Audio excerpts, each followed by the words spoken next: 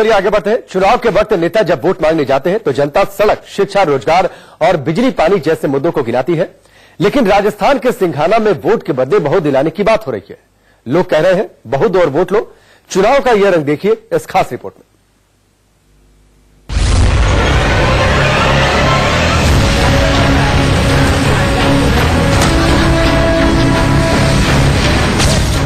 जो प्रत्याशी लड़कों का रिश्ता करवाएगा उसे हमारा वोट जाएगा। ये दुनिया मतलब की। बोर्ड पर लिखी ये बात जो भी पढ़ता है कुछ देर के लिए उसका सिर चकरा जाता है। राजस्थान के सिंघाना में चाय की दुकान। बोर्ड पर लिखी ये बात जो भी पढ़ता है कुछ देर के लिए उसका सिर चकरा जाता है। राजस्थान के सिंघाना में चाय की दुकान चलाने वाले नंदलाल चौधरी ने अपनी दुकान के बाहर ये बोर्ड लटका रखा है। नेता हाथ जोड़कर वोट मांगने आते हैं, लेकिन जब वो बोर्ड पर लिखी शर्त पढ़ते हैं तो उन्हें समझ ही नहीं आता कि क्या बोले। अब जरा मैं हूं आम आदमी वाली टोपी पहने इन बुजुर्ग को देखिए। हाथ जोड़े वोट मांग रहे हैं, लेकिन नंदलाल जी टका सा जवाब देते हैं।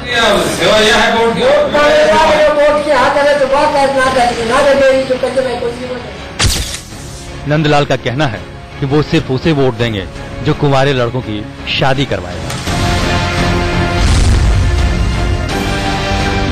समस्या क्या आज दुनिया के न करना है करने बिजली जो छोड़ी चाहे जो आज कोई 185 तो मेरे तो काम साथ निकल भाई मन को और दुनिया चाहे नहीं ना दुनिया मतलब की है।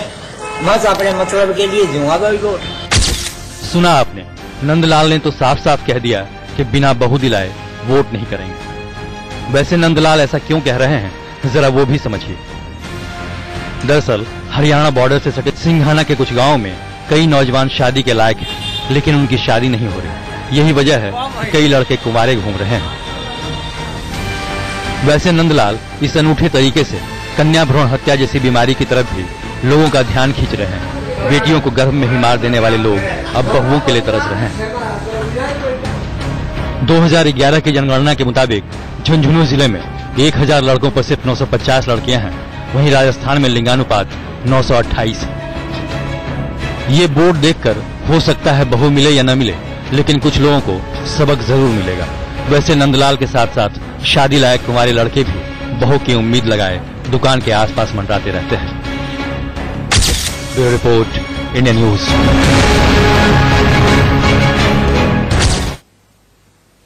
अभी आपने बहू नहीं तो वोट नहीं वाला बोर्ड देखा, लेकिन राजस्थान में कुछ लोग बुनियादी सुविधाएं न होने से भी नाराज हैं। नाराजगी इतनी है कि पूरे के पूरे गांव ही मतदान बहिष्कार का ऐलान कर रहे हैं। इस रिपोर्ट को देखिए।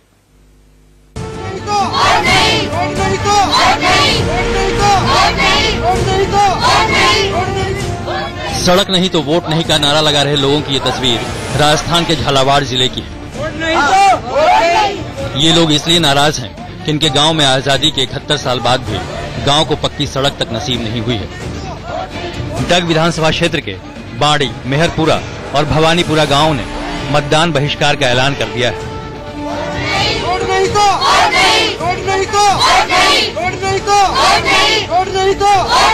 गांव में जगह जगह लगे ये पोस्टर गांव वालों की हताशा की कहानी बयां करते हैं। गांव वालों ने कई बार अपने नेताओं को सड़क बनाने के लिए कहा, लेकिन जब कुछ नहीं हुआ तो इन्होंने चुनाव बहिष्कार का ही ऐलान कर दिया।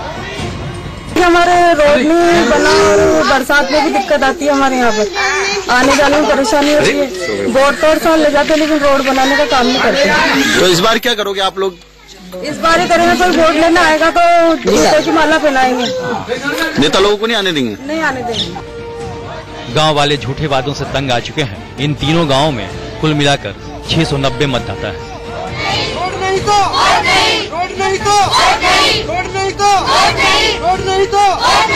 नेताओं को ये सोचना चाहिए कि जिनके वोट से वो जीतकर सत्ता सुख भोग रहे हैं, उन्हें चुनाव बहिष्कार करने को मजबूर क्यों होना पड़ता है। झालावाड़ से अनीस असलम के साथ ब्यूरो रिपोर्ट, इंडिया न्यूज। वक्त पर एक ब्रेक का, चल वापस लौटते हैं।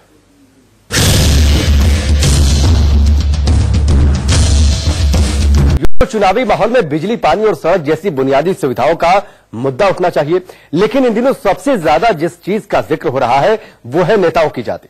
राजस्थान चुनाव में कोई पीएम की जाति पूछता है तो कोई खुद अपनी जाति बता देता है। राजस्थान में जात कितनी अहम है और क्यों नेता जात का राग अलाप रहे हैं, इस रिपोर्ट से समझिए।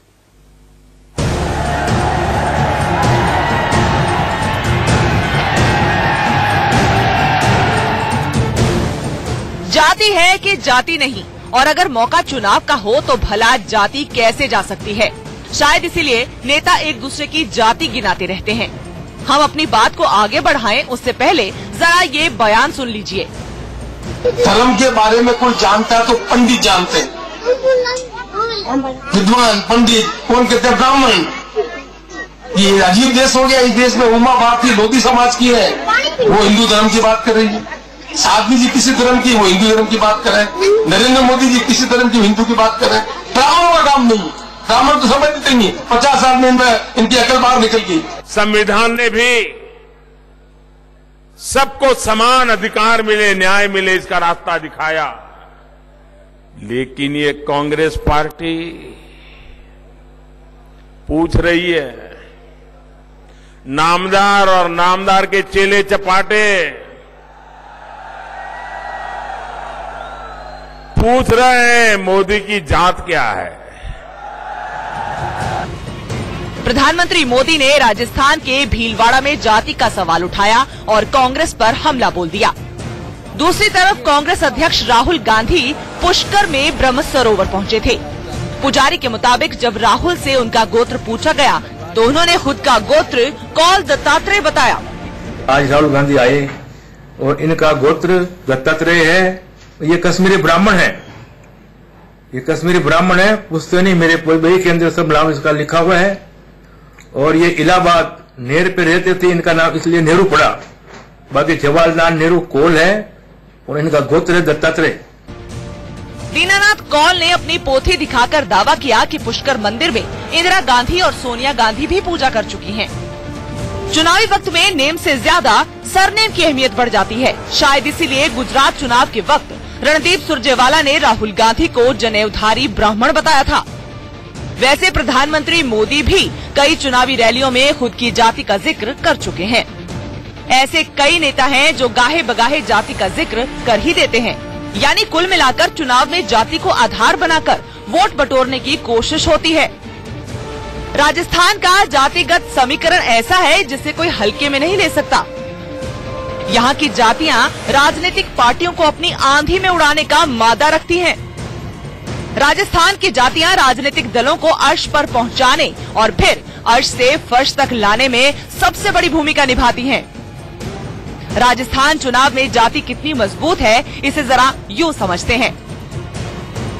कांग्रेस और बीजेपी ने 200 विधानसभा सीटों में से 31 सीटों पर एक ही जाति के उम्मीदवार उतारे हैं।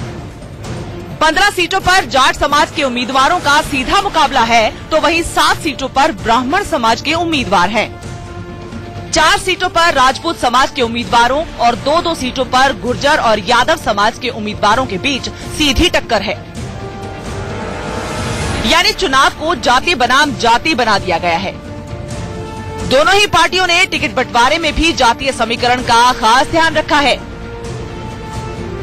सत्ताधारी बीजेपी ने 26 राजपूत जबकि कांग्रेस ने 15 राजपूत उम्मीदवारों को चुनावी मैदान में उतारा है। दोनों ही पार्टियों ने 60 से ज्यादा SC/ST वर्ग के उम्मीदवारों को टिकट दिया है। इसके अलावा दोनों पार्टियों ने ब्राह्मण, वैश्य और OBC को भी ध्यान में रखा है। वैसे तो देश में 1931 के बाद से जातिवार जनगणना नहीं हुई है। हालांकि लालू यादव और शरद यादव सरीखे नेता जातियों की संख्या बताने की मांग करते रहे हैं। 2011 में जाति को गिना भी गया, लेकिन हजारों करोड़ रुपए खर्च करने के बाद भी सरकार ने जातिवार जनसंख्या के आंकड़े जारी नहीं किए हैं। फिर भी अंदाजतन राजस्थान में कुल 272 जातियां हैं। इसमें 51% OBC हैं, जिनमें जाट 9%, गुर्जर 5% और 5% माली शामिल हैं। राजस्थान में 18% SC और 13% ST जातियों के लोग हैं।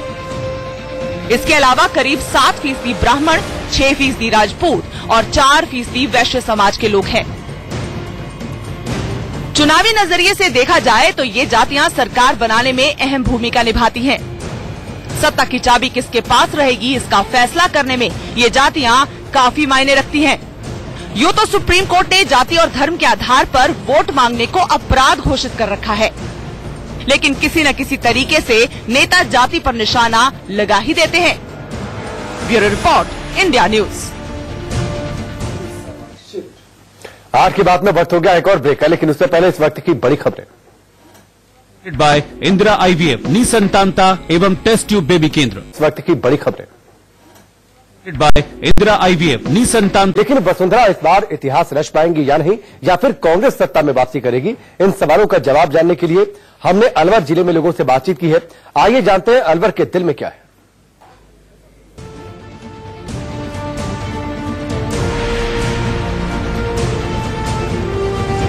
राजस्थान का अलवर शहर बीजेपी का गढ़ माने जाने वाले अलवर में इस बार सियासी फिजा कैसी है, ये जानने के लिए हमारे संवाददाता मनु शर्मा ने अलवर शहर के अलग अलग इलाकों का दौरा किया और वहां की जनता की सियासी नब्ज टटोलने की कोशिश की।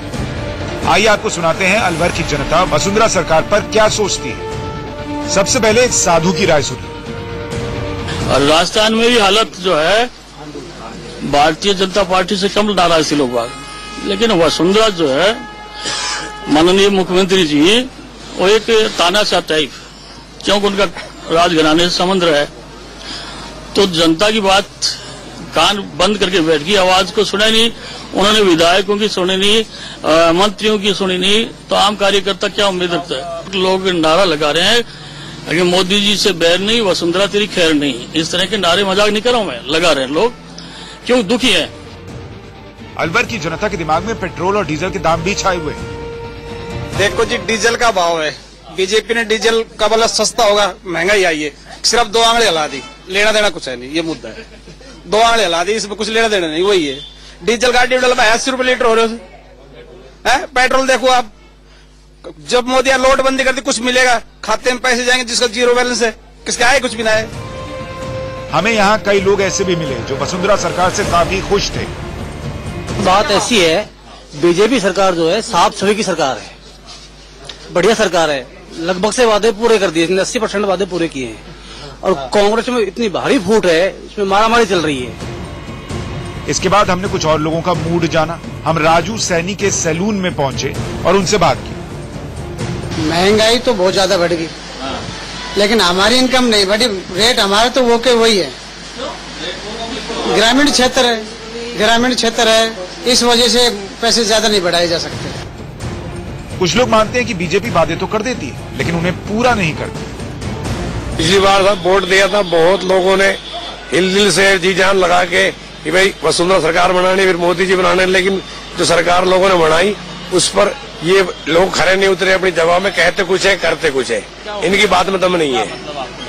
ये बड़बोला सरकार है, एक कुल मिला काम कम बात ज्यादा। नोटबंदी और जीएसटी जैसे मुद्दे भी चुनाव में छाए हुए हैं, लेकिन यहाँ हमें मिली जुली प्रतिक्रिया मिली। दिक्कत नहीं, कोई परेशानी नहीं। ये लोग बाग जो कहते हैं जीएसटी से फर्क पड़ा है या नोटबंदी से फर्क पड़ा है, इससे कुछ फर्क नहीं पड़ा, बल्कि पहले से स्थिति बेहतर हुई है, सुधार हुआ है।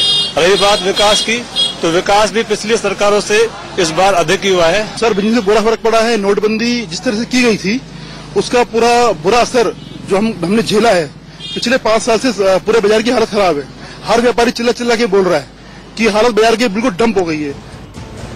2014 में बीजेपी के महंत चांद नाथ ने अलवर लोकसभा सीट जीती थी, लेकिन उनके निधन के बाद जब उपचुनाव हुआ तो कांग्रेस के कर्ण सिंह ने बीजेपी से ये सीट छीन ली। इसी जीत ने कांग्रेस में जान फूंक दी। हमने लोगों से जानना चाहा कि इस बार राजस्थान की गद्दी पर कौन बैठेगा। हमको तो उम्मीद यही है कि मोदी जी आने चाहिए दोबारा भी, और आएंगे। कुछ भी पूरा नहीं हुआ, एक भी वादा पूरा नहीं कर पाया मोदी। हाँ, धरातल काम करके बताएं। हर मजदूर, हर किसान, हर व्यापारी वर्ग दुखी है। बीजेपी से नाराज कुछ लोग कांग्रेस की तरफ भी जाते दिख रहे हैं। रोजगार तो मिल जाएगा, पर पता नहीं, कोई निश्चित नहीं है। मेन बात तो यह है कि जो कांग्रेस सरकार है वो गरीबों का साथ देती है, जो बीजेपी वो अमीरों के देती है। गरीबों की तो सरकार कांग्रेस ही है। कुल मिलाकर अलवर से हमें मिली जुली प्रतिक्रिया मिली, लेकिन इतना तो साफ है कि वसुंधरा सरकार के लिए इस बार सीएम की कुर्सी तक पहुंचना काफी मुश्किल होने वाला है। तो वहीं कांग्रेस के सामने भी चुनौतियां कम नहीं है। अलवर से मनु शर्मा के साथ ब्यूरो रिपोर्ट, इंडिया न्यूज। अब अलवर की जनता का मूड तो आपने जाना, लेकिन आज की बात में आगे क्या कुछ खास है ये आपको बताएंगी पूर्णिमा। बहुत बहुत शुक्रिया आपका राकेश। तो आज की बात में हम आगे बढ़ते हैं और आप